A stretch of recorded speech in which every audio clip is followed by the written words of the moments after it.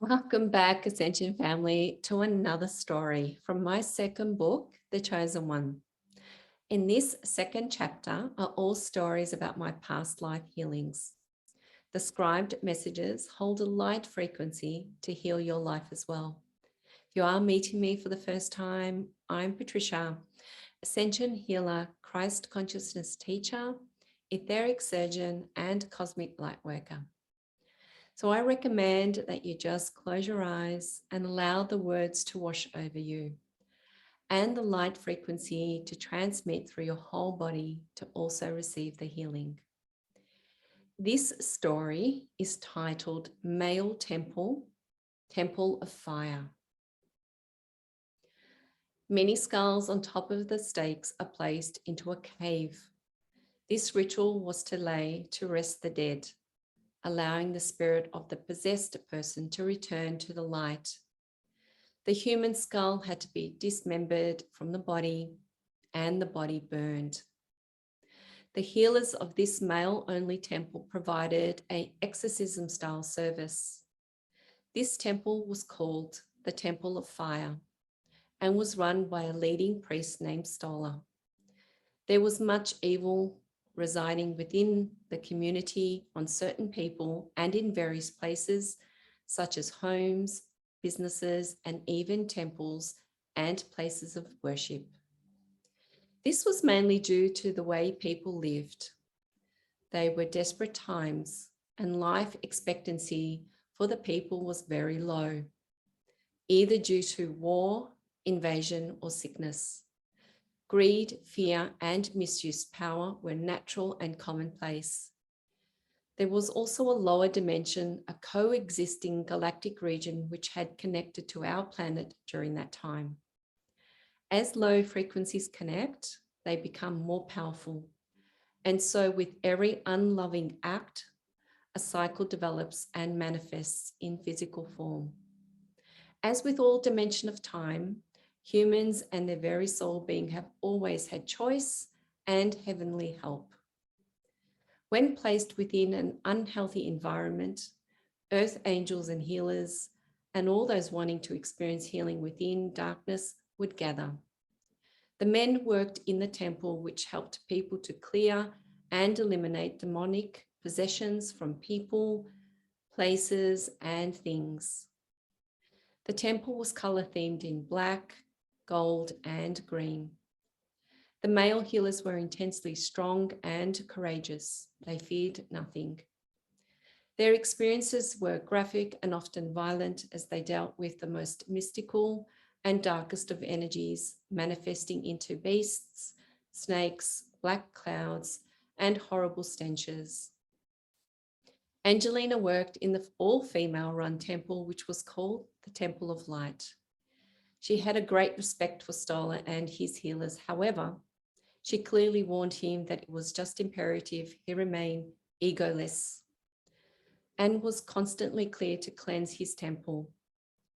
She had seen a dark cloud descend on them, destroying the love of God.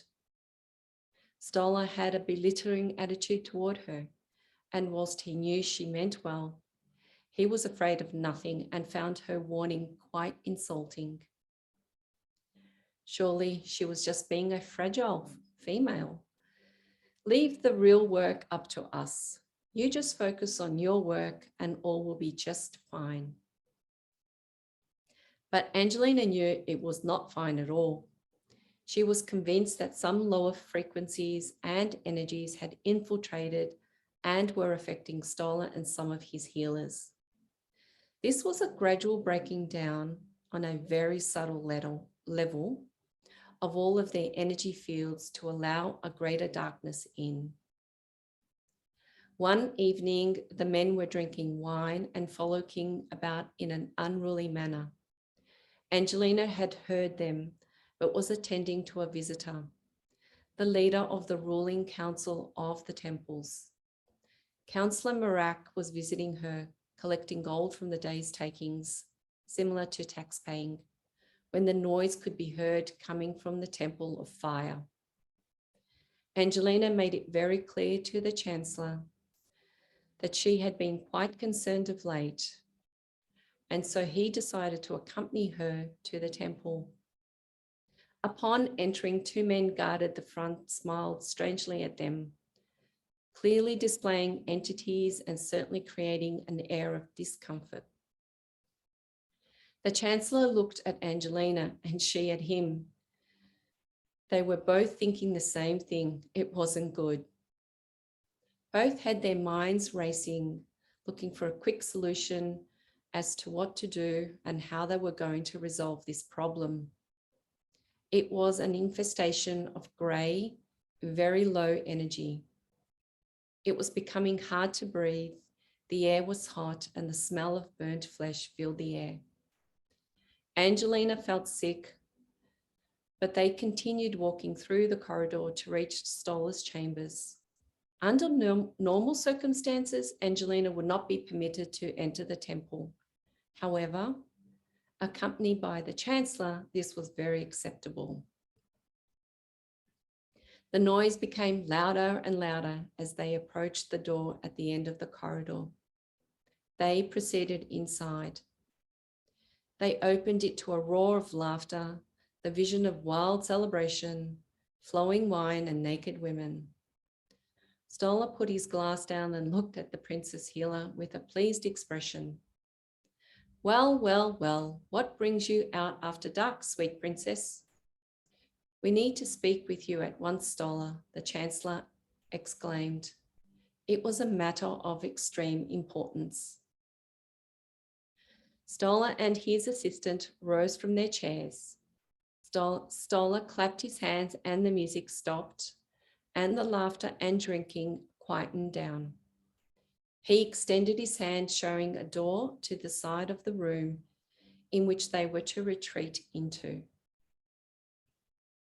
The four of them proceeded inside. Angelina felt quite ill and noticed a beading of sweat along her brow. Her breath was quickening and she felt very much on guard. She didn't like the way Stola was looking at her as if she were a lamb. It was unnerving, but she kept her focus. A discussion began which quickly developed into an argument. Angelina was insisting that Stola and his healers had become blinded and were housing the very demons he spent his life clearing. Can't you see what you are doing? Look at your behavior. Can't you feel the darkness residing here and within yourself? I warned you about ego and its alluring power. Her voice was raising and shaking now.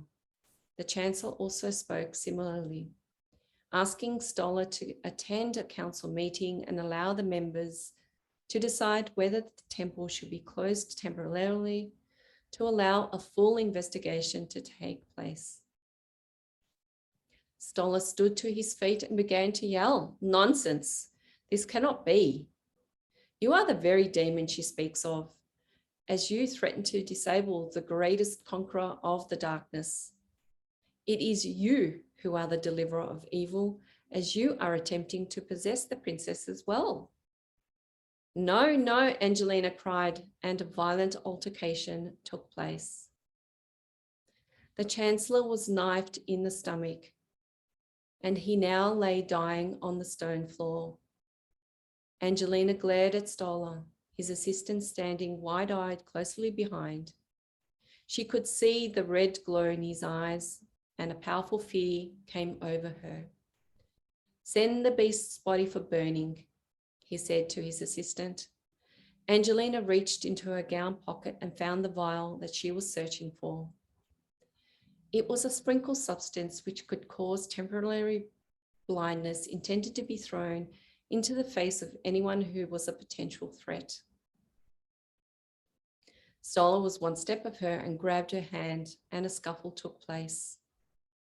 His rage and equal panic was explosive, as the light and dark within him struggled for power and supremacy. He became wild, and the possession entirely consumed him. He grabbed Angelina round the neck and strangled her until her life breath had been completely taken, until her body lay lifeless on the settee. And so to Spirit, Angelina and the Chancellor rose. Stoller defended his actions by claiming they had tried to kill him. He was pardoned. And thank you once again for taking the time to listen to another great story. Like, share, and subscribe. And in the description below are all links to my services and products. Till our next journey, namaste.